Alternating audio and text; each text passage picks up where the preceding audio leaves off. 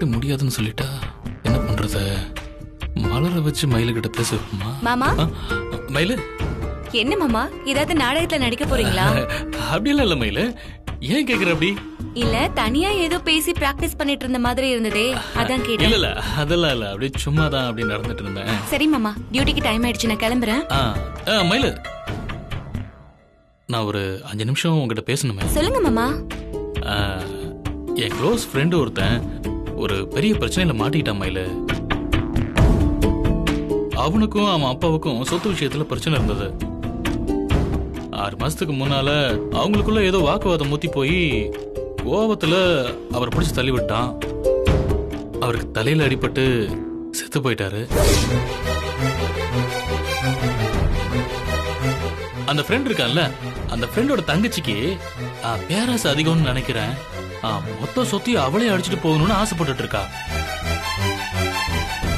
சொத்துக்காக எங்க அண்ணன் எங்க அப்பாவை கொன்னுட்டான்னு சொல்லிட்டு இப்ப போய் போலீஸ்ல கேஸ் கொடுத்திருக்கா. அதுவும் உன்னோட ஏரியா செக்ஷன்ல தான் வருது. மயிலு, அவனுக்கு பாதகமும் இல்லாம நீ தான் இந்த கேஸை முடிச்சு கொடுக்கணும்.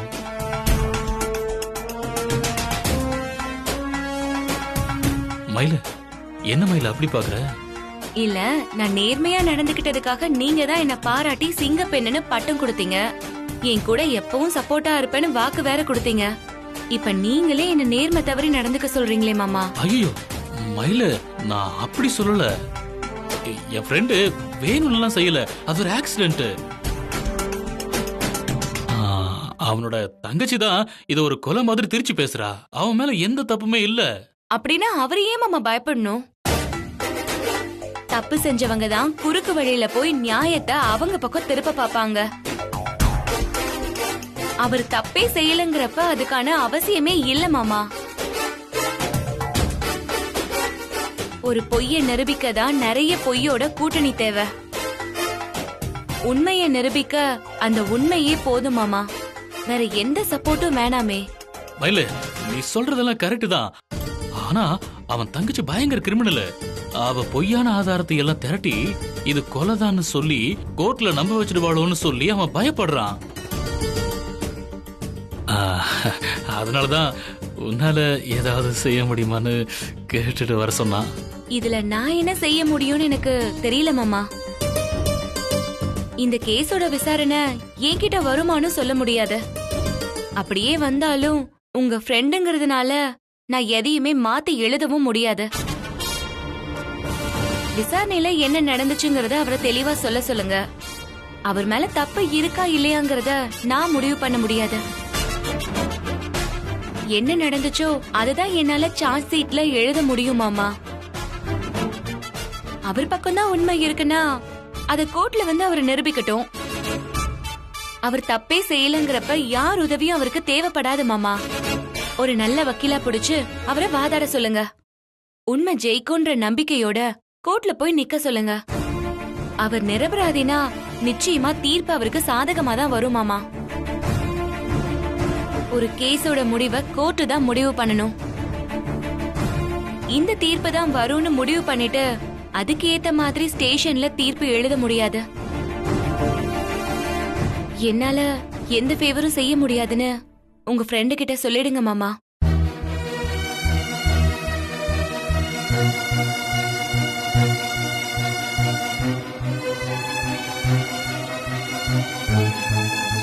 நீ ஈஸியா சொல்லிட்ட. உன் சார்பில் உனக்கு வாக்கு கொடுத்து அட்வான்ஸும் வாங்கிட்டேனே. அந்த ஆளுக்கு நான் என்ன பதில் சொல்றதுன்னு தெரியலையே. அவன் ஏற்கனவே அவங்க அப்பனை கொண்டு இருக்கான். பணத்தை வாங்கிட்டு நான் ஏமாத்திட்டா என்ன சும்மா விட்டுருவானா? ஐயோ ஆண்டவா, இந்த சிக்கல்ல இருந்து நீதான்ப்பா என்ன காப்பாத்தணும்.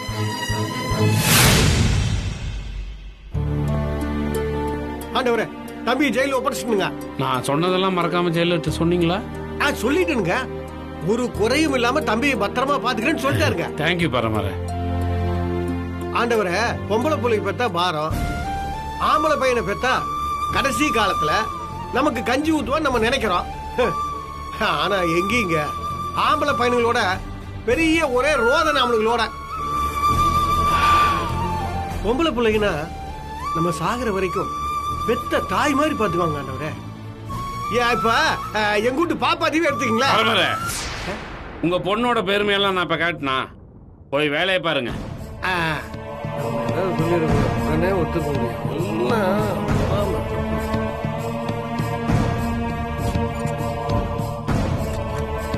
எங்கேயோ போற மாதிரியாத்தான் என் மேல வந்து ஏறாத்தாங்கிற மாதிரி என் மேல கரை வைக்கிறாரு. நம்ம வீட்டு பிள்ளைய பத்தி 4 வார்த்தை நல்ல விதமா சொன்னா அது கூட பொறாமப்படுறாரு. அதுக்கு தான் இவன் பையன் தெல்லவாரியா பிறந்திருக்கான். பரமன் சார், என்ன மைண்ட் வாய்ஸ் கேட்டுருச்சாக்கு? நீங்க மைண்ட் வாய்ஸ் நினைச்சு சத்தமா பேசிட்டு இருக்கீங்க. எத்தனை நாளைக்கு தான் மனசுக்குள்ளேயே வச்சிருக்கிறது? அதான் கொட்டிட்டேன். பொம்பளை பிள்ளை பெத்தா பாரம், ஆம்பளை பையனை பெத்தா கடைசி காலத்துல நமக்கு கஞ்சி ஊத்துவான்னு நம்ம நினைக்கிறோம். ஆனா எங்கீங்க பொம்பளை பிள்ளைங்கன்னா நம்ம சாகுற வரைக்கும் பெத்த தாய் மாதிரி பாத்துவாங்க. இனியும் நீ என்னோட சேர்ந்து வாழணும்னு ஆசைப்பட்டா இந்த சனியனை எங்கேயாவது கொண்டு போய் தொலைச்சிட்டு வா.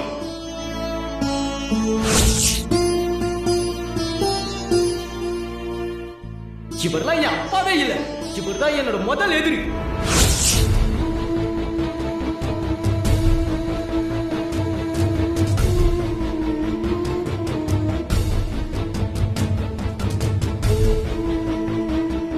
மயிலு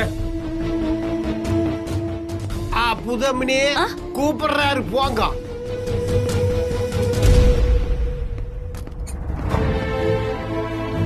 சார். மயிலு பசிக்குது, சாப்பாடு வாங்கிட்டு வந்துரு. Okay sir. போன போயிட்டு அவன் ஏன் கோபத்தில் இருக்கான்? பொண்டாடி காணுமாமா. யார் சார் போன்ல? என்ன ஒட்டு கேட்கறியா? வேலை பாரு. Okay sir.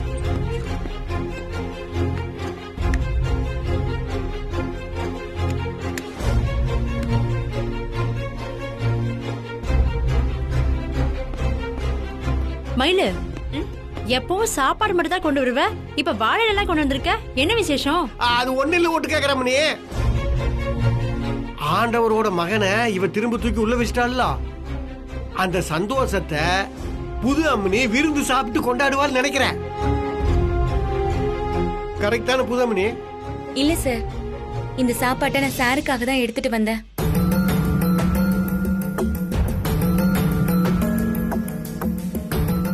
என்ன சொல்ற மயிலு?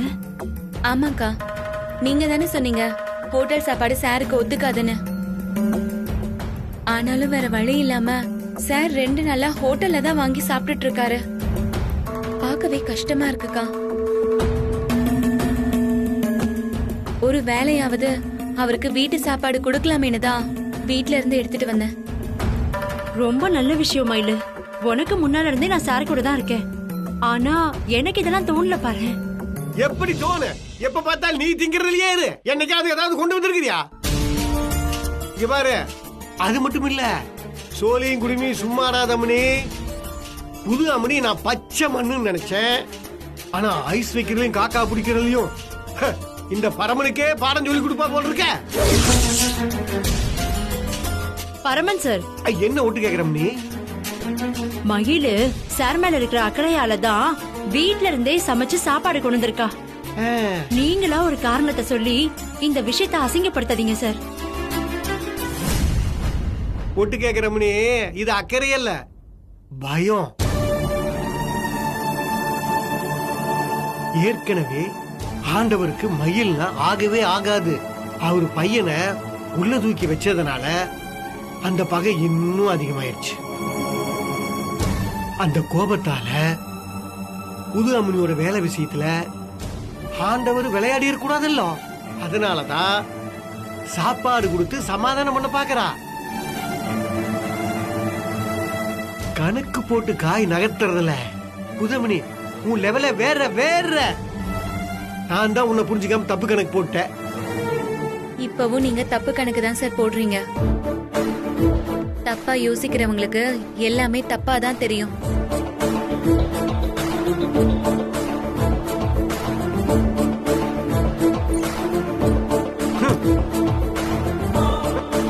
என்னையே நோஸ் கட் பண்ற பாத்தியா? எனக்கு நேரம் வர்றப்ப மொத்தமா கட் பண்ற பாரு. சார், வேலை பாரு.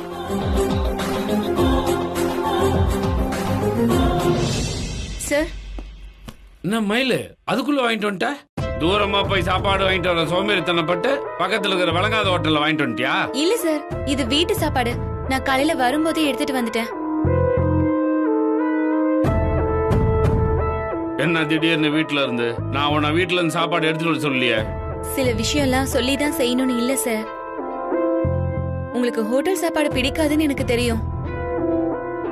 அதோட எங்க வீட்டு சாப்பாடு நல்லா இருந்துச்சுன்னு அன்னைக்கு நீங்க சொன்னீங்க. அதான் ஒரு நாளாவது வீட்டு சாப்பாடு சாப்பிடுவீங்களேன்னு எடுத்துட்டு வந்தேன் சார். உட்காருங்க சார்.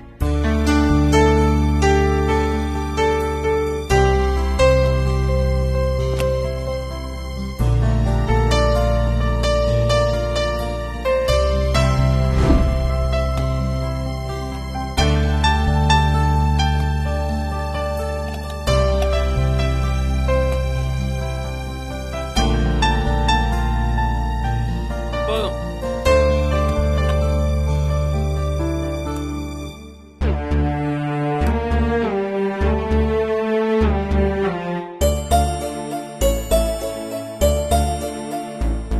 மயிலு, சார், எனக்கு உருண்டை குழம்பு பிடிக்கும். உனக்கு எப்படி தெரியும்? கஸ்தூரி எப்பயா சொன்னாலோ?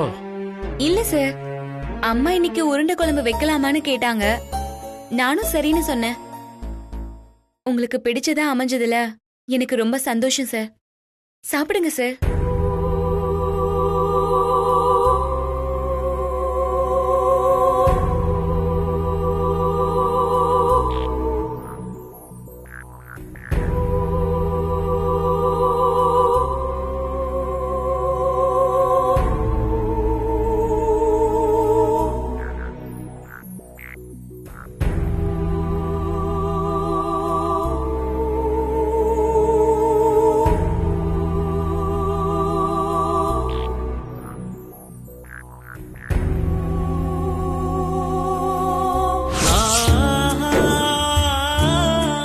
உங்களுக்கு பிடிச்ச குழம்பு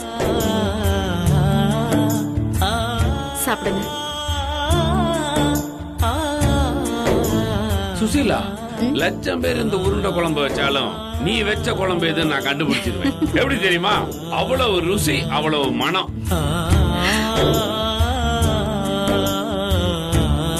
என்ன டேஸ்டா வைக்கிற சுசீலா நீ? இந்தா நீ கொஞ்சம் சாப்பிடு. இல்ல நீங்க சாப்பிடுங்க. இல்ல இந்தா, நீ சாப்பிட்டாதான் நானும் சாப்பிடுவேன்.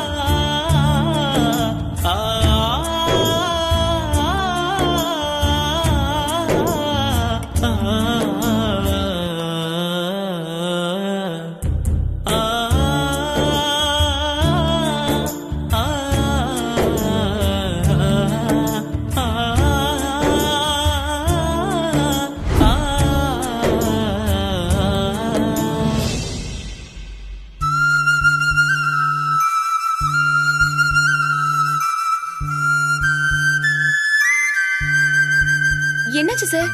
ஏன் கண்ணு கலங்குறீங்க? குழம்பு காரமா இருக்கா? தண்ணி குடிங்க சார்.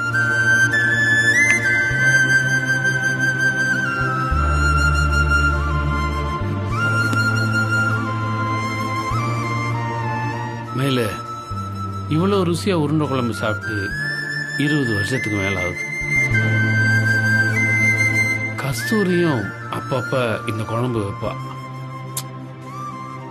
ஆனா ஒரு தடவை கூட இந்த ருசி வந்ததே இல்லை. சாப்பாடோட ருசி நாக்கையும் தாண்டி மனசையும் தொடணும் மயிலு. அந்த ருசி புத்தியில ஞாபகமா படியணும். அப்படி என் புத்தியில அவ்வளவு ஞாபகமா படிந்த ருசி இது. உலகத்துல அந்த ருசியை வேற யாராலையுமே திருப்பி தந்துட முடியாதுன்னு நினைச்சேன். இனிமே அந்த ருசிய திரும்ப அனுபவிக்க முடியாதுன்னு கூட நம்பினேன். ஆனா உங்க அம்மாவால எப்படி அதே ருசியோட சமைக்க முடிஞ்சதுன்னு தெரியலையே. எனக்கு ரொம்ப ஆச்சரியமா இருக்குது மயில. மயில, உங்க அம்மா பேர் என்ன சொன்ன? கோமதி சார். ஓ,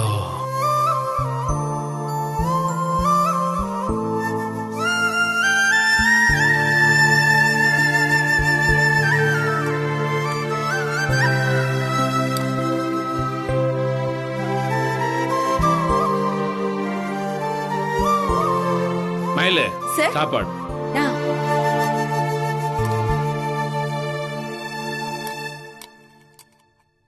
ம் சார் ரசம் ஊத்திக்கோங்க சார். இல்ல அந்த உருண்டை குழம்பே ஊத்து.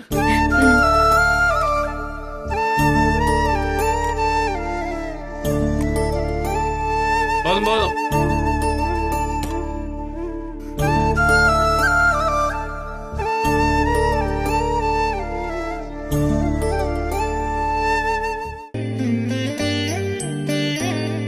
சார் சாப்பாடு. போதும் போதும். மயில ரொம்ப நாளைக்கு அப்புறம் மனசு நிறைஞ்சு சாப்பிட்டுருக்க மயில. ரொம்ப சந்தோஷம். உங்க அம்மாவுக்கு நான் தனிப்பட்ட முறையில் நன்றி சொல்லணும்னு சொல்லு. சார் இது ஒரு சாதாரண விஷயம், இதுக்கு போய் ஏன் சார் நன்றி எல்லாம்? அப்படி இல்ல மயில, நம்ம எல்லாம் ஓடி ஓடி உடைக்கிறது எதுக்காக யோசிச்சு பாரு. லட்சியம், கனவு, சம்பளம்னு 1000 காரணத்தை சொல்லலாம். ஆனா அதுலலாம் ஒரு சந்தோஷமும் இல்ல, ஒரு நிம்மதியும் இல்ல. கஞ்சியோ கூழோ அன்போடு ஒருத்தர் பரிமாறி அதை நிம்மதியை ருசிச்சு சாப்பிட்ற மனுஷன் தான் உலகத்திலேயே பாக்கியவான். இந்த நேரம் உனக்கும் உங்க அம்மாவுக்கு நன்றி சொல்லணும்னு தோணுது. நன்றி மயில. சார் சாப்பிட்டு ரொம்ப நேரம் கை கழுவாம இருக்க கூடாது. இந்தாங்க சார் கை கழுவுங்க.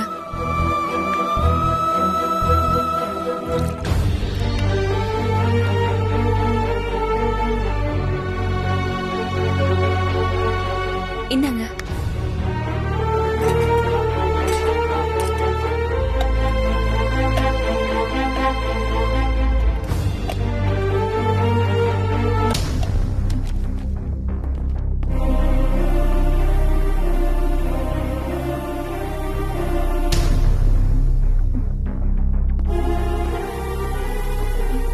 புதுமணி, கொஞ்சம் இப்படி ஒரு நிமிஷம் வாவே.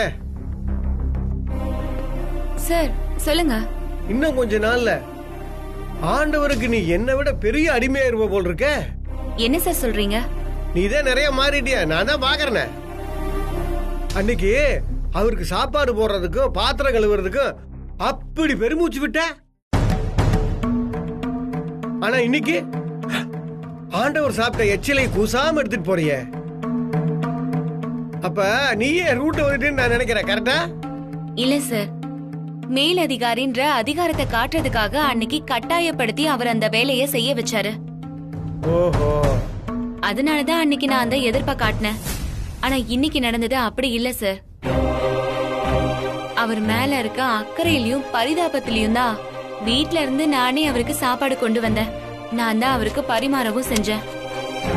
நம்ம வீட்ல விருந்து சாப்பிட்டவங்கள இலையை எடுக்க விடக்கூடாதுல்ல. விருந்து கொடுத்தவங்க தான் இலையை எடுக்கணும்ன்றதுதான் நம்ம ஊரு பழக்கம்.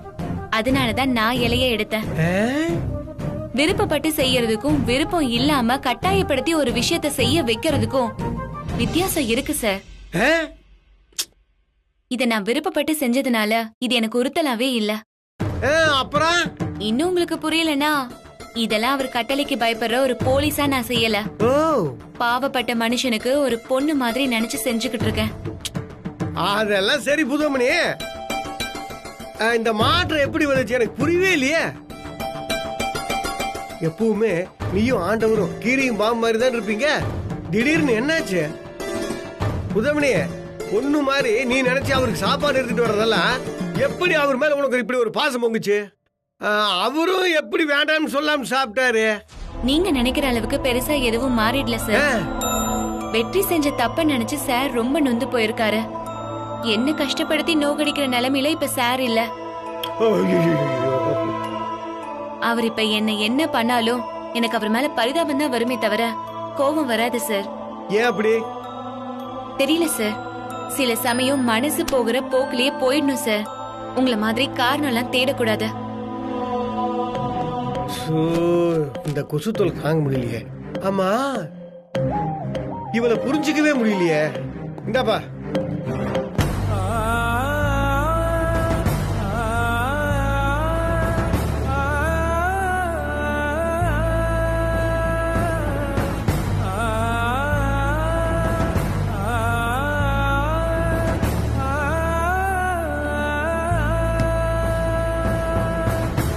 இன்னைக்கு நான் சாப்பிட்ட சாப்பாடு என் மனசுல உன் நினப்பு கிளறி விட்டுருச்சு சுசிலா. உன் கூட வாழ்ந்த வாழ்க்கை, அப்போ இருந்த சந்தோஷம் எல்லாமே திரும்ப திரும்ப மனசுக்குள்ள ஓடிக்கிட்டே இருக்கு.